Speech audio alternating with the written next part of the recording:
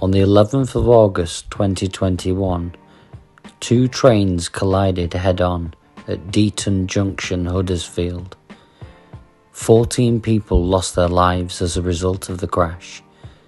This film is for the survivors, their families, and the campaign for justice.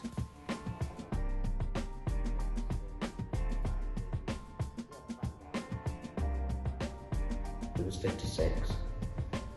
My brother, Derek. How would you describe him? He used to be a lovely, well, he still was a lovely person. Outgoing, outrageous, funny. She was devastated. And I really felt for her. Hang on a minute. All they were doing were commuting to work or going out for the day. And they were cruelly snatched on the day. He was travelling for a conference. They never go. It gets easier, but not for those who lost people.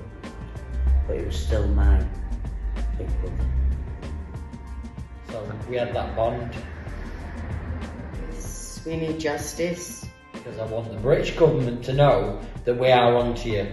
This is a cover-up job. 3. Justice for the 40!